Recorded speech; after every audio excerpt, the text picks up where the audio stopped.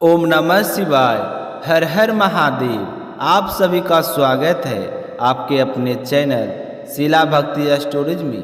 आज जेठ माह के कृष्ण पक्ष की द्वादशी तिथि और शनिवार है। आज द्वादशी तिथि को एकादशी व्रत का पारण किया जाएगा। शास्त्रों के अनुसार हर माह के 11वीं तिथि को एकादशी का व्रत किया जाता है। यह व्रत 3 दिनों तक चलता है। इसमें 10वीं तिथि की शाम से व्रत से के नियम शुरू हो जाते हैं और गस के पूरे दिन रहकर द्वादशी तिथि के दिन व्रत का पारण किया जाता है। एकादशी का व्रत अनेक पापों को नाश करने वाला माना गया है। इस दिन भगवान श्री हरि विष्णु, एकादशी माता, तुलसी माता और लक्ष्मी माता की पूजा की जाती है। ऐसा करने से हमें पुण्य फलों की प्राप्ति होती है और घर में सुख समृद्धि का वास होता है। और अपरा एकादशी अपार धन देने वाली मानी गई है। तो इस एकादशी में जो भी लोग पूरे विधि विधान से व्रत रखकर द्वादशी पूरे नियम से इसका पालन करते हैं तो श्री हरि विष्णु का आशीर्वाद उस पर हमेशा बना रहता है। माना जाता है कि एकादशी और द्वादशी के दिन एकादशी व्रत की कथा सुनने मात्र से ही श्री हरि विष्णु का आशीर्वाद प्राप्त होता है, जिससे जन्म जन्मांतर के पाप नष्ट होकर व्यक्ति जन्म मरण के चक्कर से मुक्त हो जाता है। एकादशी का व्रत समस्त पापों को नष्ट करने वाला माना गया है। द्वादशी के दिन जब इस व्रत का पालन करें तो पहले प्रेम पूर्वक ब्राह्मणों को भोजन करवाएं, उसके पश्चात दान दक्षिणा देकर उन्हें विदा करें। फिर भगवान श्री हरि विष्णु से व्रत और पूजा पाठ में हुई भूल चूक के लिए क्षमा मांगते हुए अपने व्रत का पालन करना चाहिए। एकादशी का व्रत संतान प्राप्ति, मोक्ष प्राप्ति और धन वैभव पाने के लिए बहुत ही उत्तम माना जाता है। पर यह सब कुछ पाने के लिए एकादशी का व्रत पूरे नियम से करना चाहिए और दूसरे दिन इसका पालन भी पूरे नियम अनुसार करना चाहिए। आज ही दोपहर के बाद त्रयोदशी तिथि शुरू हो जाएगी। प्रदोष काल में त्रयोदशी तिथि होने के कारण प्रदोष व्रत भी आज ही रखा जाएगा और शनिवार को त्रयोदशी होने पर यह व्रत शनि प्रदोष व्रत के नाम से जाना जाएगा। शनि प्रदोष का व्रत संतान के लिए किया जाता है। जो भी शिव भक्त व्रत रखते हैं वह इस बात का ध्यान रखे कि वह अभी 2 दिन बाद वट सावित्री व्रत आने वाला है, जिसका सुहागन बहनों को बड़ा ही बेसब्री से इंतजार है। तो सारी बहनें व्रत के लिए अच्छे से तैयारी कर लें और व्रत के पहले दिन अपने हाथों में मेहंदी लगा लें और व्रत के लिए जो जो सामग्री चाहिए उन्हें भी अच्छे से याद कर लें ताकि आपका व्रत अच्छे से पूरा हो सके। तो अब सुनेंगे आज की कथा। हमेशा की तरह एक छोटी सी कहानी गणेश जी की। बोलिए गणेश जी भगवान की जय हो। एक गांव था जिसमें एक सेठ जी अपने परिवार के साथ रहा करते थे। सेठ जी का गांव के पास ही शहर में बहुत बड़ा कारोबार था। सेठ जी गणेश जी के परम भक्त थे। वे पूरी श्रद्धा और विश्वास के साथ नियमित रूप से गणेश जी की पूजा किया करते थे। तो गणेश जी की कृपा से सेठ जी के घर में अन्न धन के भंडार सदैव भरे रहते थे। उनके जीवन में किसी भी प्रकार की कोई कमी नहीं थी। नित्य प्रतिदिन वह नियम से नदी पर स्नान करने जाते और आकर गणेश जी की पूजा करते, उन्हें भोग लगाते। गणेश जी की पूजा करने के बाद ही स्वयं भोजन किया करते थे। यह उनका रोजाना का नियम था। पर यह बात सेठानी जी को बिल्कुल भी अच्छी नहीं लगती थी। वह धार्मिक नहीं थी और ना ही भगवान में विश्वास रखती थी। सेठ जी का रोजाना ऐसा करने के लिए मना किया करती थी, लेकिन सेठ जी सेठानी की बात पर ध्यान नहीं देते थे।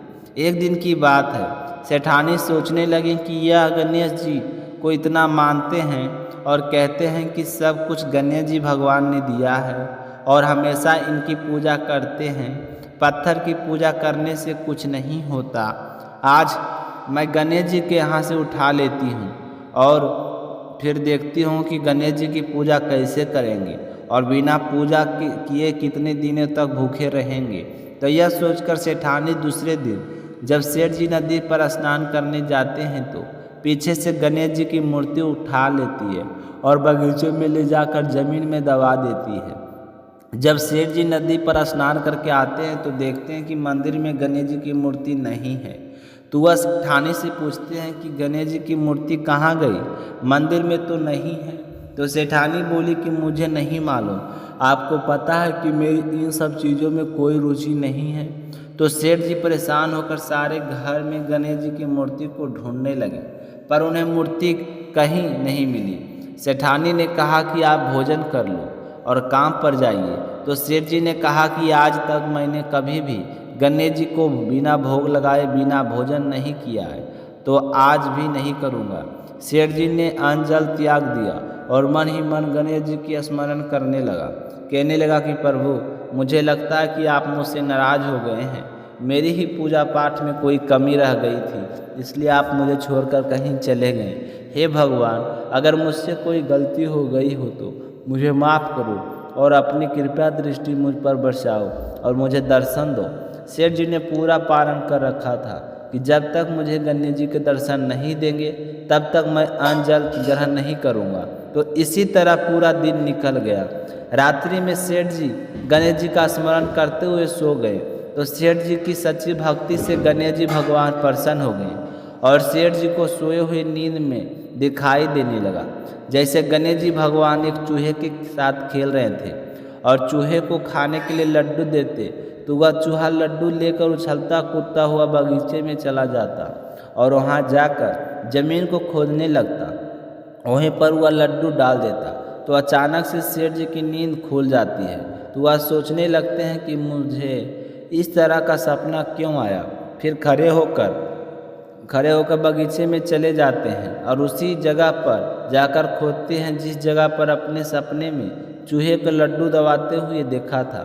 तो जैसे ही थोड़ी सी मिट्टी हटाई तो हटाते ही एक कपड़े के अंदर लपेटे हुए गणेश जी महाराज की मूर्ति मिल गई। तो यह देखकर सेठ जी बहुत ही प्रसन्न हुए और मूर्ति को लाकर नहलाकर धुलाकर मंदिर के में विराजमान कर दिया और पूजा पाठ करने लगे। घंटी की आवाज़ सुनकर सेठानी की नींद खुल गई। तो यह उठकर आई कि सेठ जी को क्या हो गया है जो इस तरह रात में ही घंटी बजा रहे हैं। तो सेठानी उठकर मंदिर में आकर देखती है तो गणेश जी की मूर्ति वहाँ पर विराजमान थी और सेठ जी पूजा पाठ कर रहे थे। तो यह देखकर सेठानी को बड़ी हैरानी होती है और वह हाथ जोड़कर सेठ जी से माफ़ी मांगती है और गणेश जी को छिपाने वाली सारी बात सेठ जी को बता देती है। तो सेठ जी कहते हैं कि अब तो तुम्हें विश्वास हो गया होगा कि यह सब कुछ गणेश जी भगवान ने दिया है। तो सेठानी शर्मिंदा होते हुए कहती है कि मुझसे बहुत बड़ी गलती हो गई है। आज के बाद मैं कभी भी तुम्हारे साथ रोजाना नियम से गणेश जी की भगवान की पूजा किया करूँगी। उसी दिन से सेठ और सेठानी प्रेम पूर्वक श्रद्धा भाव से गणेश जी भगवान की पूजा करने लगे। हे गणेश जी भगवान, जैसे आपने अपना आशीर्वाद सेठ जी पर बनाए रखा उसी तरह सभी पर बनाए रखना। जो भी आपकी कथा पाठ करके इस कथा को सुने उसकी सारी मनोकामनाएं पूर्ण करना। बोली गणेश भगवान की जय हो। अब अपने सुनते हैं एकादशी व्रत के पारण पर सुने जाने वाली राजा अम्बरीश की कहानी। बोलिए श्री हरि विष्णु भगवान की जय हो। राजा अम्बरीश भगवान श्री हरि के परम भक्त थे। उनके पास खूब धन दौलत था। सातों द्वीप अचल संपत्ति और अतुल ऐश्वर्य के शासक होने के बाद भी इन सब चीज़ों को वह सपने में के समान समझते थे। राजा अम्बरीश का मानना था कि जिस धन वैभव के लोभ में पड़कर मनुष्य घोर नरक में जाता है वह केवल 4 दिन की चांदनी होती है। राजा अम्बरीश का भगवान श्री कृष्ण में और उनके प्रेमी साधुओं में प्रेम था। उन्होंने अपने मन को श्री कृष्ण के चरणों में और वाणी को भगवान के गुणों में गान करने में, हाथों को श्री हरि के मंदिर में मार्जन में और अपने कानों को भगवान की मंगलम कथा के सुनने में लगा रखा था। उन्होंने अपने नेत्रों को भी श्री हरि के विग्रह व मंदिरों के दर्शन में नासिका को उनके चरण कमलों पर चढ़ी श्रीमती तुलसी की दिव्य गंध और जीवा को भगवान के प्रति अर्पित निवेद प्रसाद में स्नान कर दिया था। राजा अम्बरीश के पैर भगवान के क्षेत्र आदि की पैदल यात्रा करने में लगे रहते थे और वे शीश से भगवान श्री कृष्ण के चरण कमलों की वंदना किया करते थे। इस प्रकार उन्होंने अपने सारे कर्म यज्ञ पुरुष इंद्रियातीत समर्पित कर दिए थे और भागवत ब्राह्मणों की आज्ञा से अनुसार ही वे इस पृथ्वी पर शासन करते थे।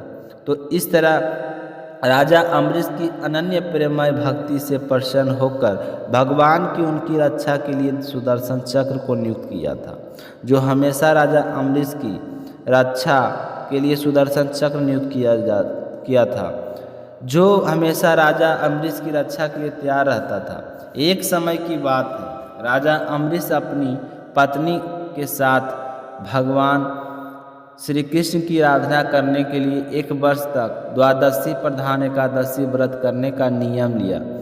व्रत की समाप्ति होने पर कार्तिक महीने में उन्होंने 3 रात का उपवास किया और एक दिन यमुना जी में स्नान करके भगवान श्री कृष्ण की पूजा करके पहले ब्राह्मणों को भोजन करवाया, फिर सुसज्जित गए उन ब्राह्मणों को घर भेज दी। इस तरह से ब्राह्मण देवताओं को अच्छी तरह खुशी करके उनसे आज्ञा लेकर व्रत के पालन की तैयारी करने लगे। तो उसी समय ऋषि दुर्वासा वहाँ पर पहुँच गए, जो श्राप और वरदान देने में माहिर थे। ऋषि दुर्वासा को देखते ही अमृत उठकर खड़े हो गए। आसन देखकर उन्हें बैठाया और विविधि सामग्रियों से उनके चरणों में प्रणाम करके भोजन के लिए प्रार्थना की। दुर्वासा जी ने राजा अम्बरीश की प्रार्थना स्वीकार कर ली और कहने लगे कि भोजन तो मैं करूँगा, पर पहले स्नान करके आऊँगा। तो वह नदी तट पर चले गए। वहाँ जब ब्रह्मा जी के ध्यान करते हुए यमुना के पवित्र जल में स्नान करते रहे और उधर राजा अम्बरीश के पारण का समय बीतता जा रहा था। द्वादशी केवल एक ही घड़ी भर शेष रह गई थी। तो राजा अम्बरीश तो धर्म संकट में पड़ गए, तो ब्राह्मणों से परामर्श करने लगे। कहने लगे कि ब्राह्मण देवता ब्राह्मण को बिना भोजन करवाए स्वयं खा लेना और द्वादशी रहते पारण न करना दोनों ही दोष है। इसलिए आप मुझे कोई ऐसा उपाय बताइए जैसा करने से मेरी भलाई हो और मुझे पाप ना लगे। मुझे क्या करना चाहिए? तो सारे ब्राह्मण विचार करके कहने लगे कि श्रुतियों में ऐसा कहा गया है कि जल पी लेना भोजन करना भी है और नहीं करना भी है, इसलिए इस समय तुम जल से पारण कर लो। तो ऐसे निश्चय करके मन ही मन भगवान का चिंतन करते हुए राजा अम्बरीश ने जल पी लिया और फिर दुर्वासा जी अपने आने का इंतजार करने लगे। दुर्वासा जी आवश्यक कर्मों से निवृत्त होकर यमुना तट से लौट आए। जब राजा की आगे बढ़कर उनका अभिनंदन किया, तब उन्होंने अनुमान से ही समझ लिया कि राजा अम्बरीश ने पारण कर लिया है, तो उन्हें गुस्सा आ गया। उस समय दुर्वासा जी बहुत ही भूखे थे, तो वह क्रोध से थर थर काँपने लगे और उन्होंने हाथ जोड़कर खड़े रहे। अम्बरीश से कहा कि अरे इसे देखो तो सही है, कितना क्रूर है, धन के मद में मतवाला हो रहा है। भगवान की भक्ति तो इसे छू नहीं सकती या अपने आप को समर्थ मानता है, इससे बड़ा कोई है ही नहीं। इसने तो आज ही धर्म का उल्लंघन करके बड़ा अन्याय किया है। मैं यहाँ पर इसका अतिथि बनकर आया था, पर मुझे खिलाए बिना ही भोजन कर लिया है। यह मेरे क्रोध से नहीं बच सकता। यह कहकर राजा अम्बरीश से कहने लगे कि जो गलती तुमने की है उसकी सजा तो तुम्हें भुगतनी पड़ेगी। मुझे भोजन कराए बिना तुमने व्रत का पालन कैसे किया? इस तरह बोलते हुए दुर्वासा ऋषि क्रोध से जल उठे। उन्होंने अपने एक जटा उखाड़ी और जमीन पर डाल दी, जिससे एक राक्षसी उत्पन्न हुई। ऋषि दुर्वासा ने उससे कहा कि राजा अम्बरीश को मार डालो। तो वह आग के समान जलती हुई हाथ में तलवार लेकर राजा अम्बरीश पर टूट पड़ी। परम पुरुष परमात्मा ने एक अपने सेवक की रक्षा के लिए पहले ही सुदर्शन चक्र को नियुक्त कर रखा था। तो जैसे आग क्रोध से गुजरते हुए सांप को भस्म कर देती थी, वैसे ही सुदर्शन चक्र ने दुर्वासा जी को कृत्या को जलाकर ढेर कर दिया। जब दुर्वासा जी ने देखा कि मेरी बनाई हुई कृत्या तो जल रही है, वह सुदर्शन चक्र मेरी ओर आ रहा है, तो वे भयभीत हो गए और अपने प्राण को बचाने के लिए वहाँ से भाग निकले। अब आगे आगे ऋषि दुर्वासा और पीछे पीछे सुदर्शन चक्र। तो दुर्वासा ऋषि भागते भागते आकाश, पृथ्वी, अतल पितल आदि नीचे के लोक, समुद्र, लोकपाल और उनके द्वारा सुरक्षित लोगों में एवं स्वर्ग लोगों तक पहुँच गए, पर सुदर्शन चक्र उनके पीछा लगा ही रहा। तो इस तरह चक्र अपने पीछे पीछे लगा हुआ देखकर ऋषि दुर्वासा डर गए। जब ऋषि दुर्वासा को अपनी रक्षा के लिए करने वाला कोई भी दिखाई नहीं दिया, तो वह अपने प्राण बचाने के लिए देव शिरोमणि पितामह ब्रह्मा जी के पास गए और बोले कि पितामह ब्रह्म, आप तो स्वयं शंभु हैं, आप इस तेजोमय चक्र से मेरी रक्षा कीजिए। तो पितामह ने कहा कि दुर्वासा जी, मैं शंकर जी, दक्ष, भृगु आदि प्रजापति, भूतेश्वर आदि सब जिनके बनाए नियमों से बंधे हैं तथा जिनकी आज्ञा सिरोधार्य करके हम लोग संसार का हित करते हैं, उनके भगत से के द्रोही से को बचाने हम समर्थ नहीं हैं। जब पितामह ने इस प्रकार से दुर्वासा जी को निराश कर दिया, तो वह भगवान के चक्कर से डरे हुए कैलाशवासी भगवान शंकर की शरण में गए। तो शंकर जी से जाकर रक्षा की गुहार लगाई। तो शंकर जी ने कहा कि दुर्वासा जी, जिनसे पैदा हुए अनेकों ब्रह्मांडों में हमारे जैसे हजारों चक्र काटते हैं, यह चक्र नहीं विश्वेश्वर का शास्त्र है। तो अपनी जान बचाने के लिए आप उन्हीं की शरण में जाओ, विष्णु भगवान ही तुम्हारा मंगल कर सकते हैं। तो शंकर जी की बात सुनकर निराश होकर दुर्वासा जी श्री हरि के परमधाम वैकुंठ की ओर चल पड़े होंगे। ऋषि दुर्वासा भगवान के चक्कर के आगे से जल रहे थे। वे वैकुंठ पहुँच ही भगवान के श्री चरणों में गिर पड़े। उन्होंने कहा कि हे अच्युत, हे अनंत, आप संतों में एकमात्र इच्छित हैं। प्रभु, संपूर्ण जगत के जीवन में दाता में अपराधी हूँ, आप मेरी रक्षा कीजिए। आपका परम प्रभाव न जानने के लिए कारण मैंने आपके प्यारे भक्त का अपराध किया है। प्रभु, आप मुझे बचाइए। तो श्री कृष्ण भगवान बोले कि दुर्वासा जी, मैं तो सर्वथा भक्तों के अधीन हूँ, मुझ पर तनिक भी स्वतंत्रता नहीं है। जो भक्त श्री पुरुष गृह, गुरुजन, प्राण तथा इस लोक और परलोक सबको छोड़कर केवल मेरी शरण में आए हैं, उन्हें छोड़ने की तो मैं सोच ही नहीं सकता। तो मैं तुम्हें कैसे बचा सकता हूँ? इसमें कोई संदेह नहीं है कि ब्राह्मणों के लिए तपस्या और विद्या परम कल्याण के साधन है, परंतु यदि ब्रह्मांड उदंड और अन्याय हो जाए तो वे दोनों ही उल्टा फल देने वाले लगते हैं। तो दुर्वासा जी दुखी होकर कहने लगे कि भगवान, कोई तो उपाय होगा जिससे मेरी रक्षा हो सके, मेरा शरीर तो बुरी तरह से जल रहा है। तो विष्णु भगवान कहने लगे कि दुर्वासा जी सुनिए, मैं आपको एक उपाय बताता हूँ जिसका अनिष्ट करने से आपको इस विपत्ति में आना पड़ा है। आप उसी के पास जाइए और उनसे क्षमा मांगिए, तभी आपका शांति मिल सकती है। तो इतना सुनते ही ऋषि दुर्वासा उल्टे पांव दौड़ पड़े और भागते भागते राजा अम्बरीश के पास गई और अत्यंत दुखी होकर राजा अम्बरीश के पैर पकड़ने चाहे। तो दुर्वासा जी की यह चेष्टा देखकर राजा अम्बरीश लज्जित होकर कहने लगे कि आप यह क्या कर रहे हैं? आप तो गुरु हैं और मेरे पैर पकड़कर मुझे क्यों शर्मिंदा कर रहे हो? तो दुर्वासा ऋषि की चक्कर में और इशारा करते हुए कहा कि मुझे इससे बचाइए, मेरी रक्षा कीजिए। तो राजा अम्बरीश भगवान के चक्र को स्तुति करने लगे। राजा अम्बरीश ने कहा कि प्रभु सुदर्शन, आप अग्नि स्वरूप हैं, भगवान के प्यारे हजारों दांतों वाले चक्रदेव, मैं आपको नमस्कार करता हूँ। समस्त अस्त्रों का नष्ट कर देने वाला एवं हाथी के रक्षक, आप इस ब्राह्मण की रक्षा कीजिए। आप कृपया करके हमारे कुल का भाग्य उदय के लिए दुर्वासा जी के कल्याण कीजिए। हमारे ऊपर यह आपका महान अनुग्रह होगा। यदि मैंने कुछ दान किया हो अथवा अपने धर्म का पालन किया हो और वे हमारे वंश के लोग ब्राह्मणों को ही अपना आराध्य देव समझते हैं, तो दुर्वासा जी के शरीर की जलन इसी समय मिट जाए। भगवान समस्त गुणों के एकमात्र आश्रय स्थल है।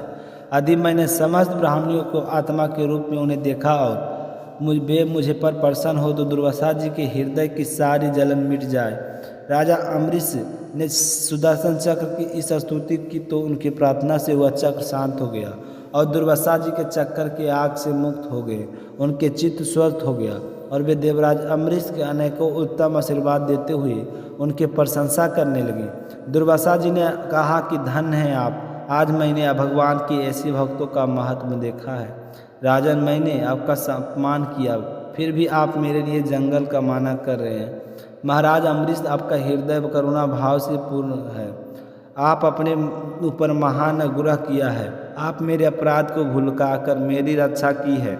जब से ऋषि दुर्वासा के आगे हुआ सुदर्शन चक्र पड़ा है हुआ और अपने जीवन की रक्षा के लिए भाग रहे थे, तो सभी देवी देवताओं के पास जाकर राजा अम्बरीश के पास लौट आए। तब तक 1 साल का समय बीत चुका था। फिर वह राजा अम्बरीश ने भोजन नहीं किया था। वे ऋषि दुर्वासा के लौटने का इंतजार कर रहे थे, तो उन्हें दुर्वासा जी के चरण पकड़ लिए और उनके प्रसन्न करके विधि पूर्वक भोजन कराया। तो यह देखकर दुर्वासा ऋषि बहुत ही खुश हुए। राजा अम्बरीश के गुणों की प्रशंसा करते हुए उनसे अनुमति लेकर आकाश मार्ग से प्रशांत कर गए। इस तरह के ऋषि दुर्वासा को प्रसन्नता पूर्वक चले जाने के बाद राजा अम्बरीश ने अपने परिवारजनों के साथ बड़े ही प्रेम पूर्वक भोजन किया। कुछ साल बीतने के बाद राजा अम्बरीश अपने ही समान भक्त पुत्रों को राज का भार छोड़कर स्वयं वन में चले गए। वहाँ पर बड़ी ही धीरता के साथ उत्तम रूप से भगवान के मन लगाकर गुणों के प्रवाह रूपी संसार मुक्त हो जा गए। भगवान श्री हरि विष्णु के परम भक्त राजा अम्बरीश की इस कथा को द्वादशी के दिन सुनने पर भगवान श्री हरि विष्णु बहुत ही प्रसन्न होते हैं और अपने भक्तों पर हमेशा अपना आशीर्वाद बनाए रखते हैं। बोलिए विष्णु भगवान की जय हो।